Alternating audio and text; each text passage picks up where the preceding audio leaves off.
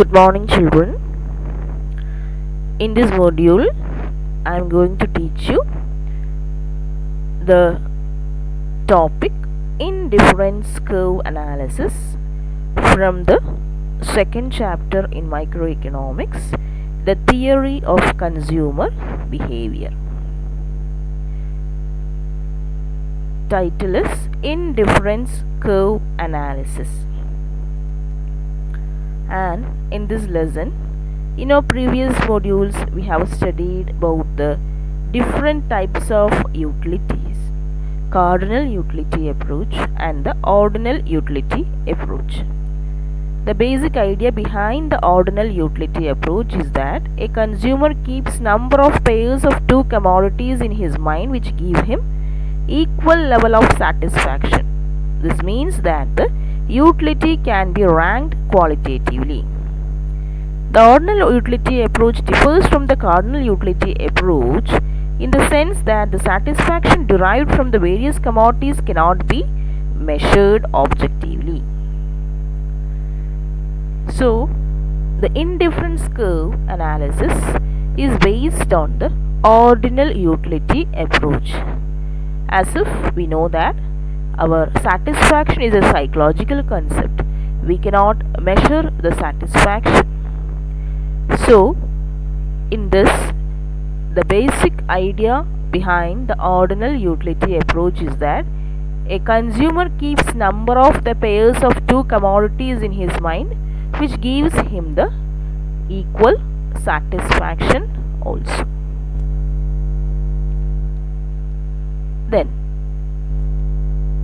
the important tools of ordinal utility are the concept of indifference curves, the slope of the indifference curves, that is marginal rate of substitution, and the third one is the budget line.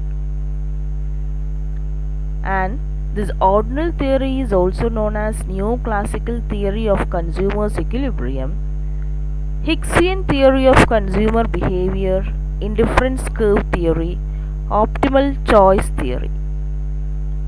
So, today we are going to discuss about the concept of indifference curves. So, that is a ordinal utility approach because as it deals with the satisfaction, it's a psychological entity. We cannot measure through numerical expressions. So let me define what is indifference curve. It's a locus of all such points which shows different combinations of two commodities which yield equal satisfaction to the consumer, so that he is indifferent to the particular combination he consumes. So this curve, it joins the points which shows the different combinations of the two commodities, but that combinations gives equal satisfactions to the consumer, so that he is indifferent. That means as if it gives the same satisfaction, he is preferring the commodities in the same manner. Here in this indifference curve schedule, it refers to a schedule that indicates different combinations of the two commodities which yield equal satisfaction. The commodities of apples and the oranges. Apple, 1 unit of apple and 10 unit of oranges gives a satisfaction. The second combination B, the same thing but 2 units of apple and 7 units of oranges gives him the same satisfaction as if the A combination gives him. So in the same manner, if he moves to the other combinations, all these combinations gives him the equal satisfaction also. So this indifference curve, if we join all these points together of all these combinations, we will get the indifference curves. So here we can see the point A, B, C, D and E. and we know that the curve is downward sloping curve.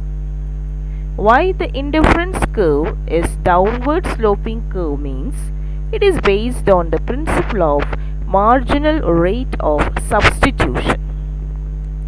Diminishing marginal rate of substitution. In this slide, we can see the indifference map. It refers to a set of indifference curves. If we join the different combinations and if we draw the different indifference curve, that the whole indifference curve we can call it as an indifference map because it shows the different sets of the indifference curves. So that is the indifference map related to the indifference curves also. Next we will discuss about the assumptions of the indifference curve analysis. The first one is the consumer is rational. So rational means that is always the consumer tries to maximize his level of satisfaction. That is the rational means. The second one is the utility can be measured in ordinal numbers. So that is we cannot, I told you that as an utility is a psychological entity, we cannot measure through numbers, but what is that? It can be measured in ordinal numbers. That is, we can rank according to that preferences of our commodities. And the third one is marginal rate of substitution. That is, it is the rate at which one consumer is ready to give up one good in exchange for another good while maintaining the same level of utility. So the marginal rate of substitution means the rate at which the one good is substituted for the another good. So that is the third property of the indifference curve analysis. Then the fourth one is the consumer's behavior is consistent. So consistent means if consumer preferences A combination over B combination at one time, then at another time he will not prefer more of B combination than A combination. That means his preferences will be always consistent. No other fluctuations or changes will be there. Then the transitivity. If consumer preferences A combination to B combination and B combination to C combination, then he will definitely prefer A combination to C combination. So here also the transitivity assumption assumes that if a consumer prefers a combination to B combination and B combination to C combination, then he will definitely prefer A to C. So these are the assumptions of the indifference curve analysis. I hope so far what I have explained is clear for you. Thank you, children.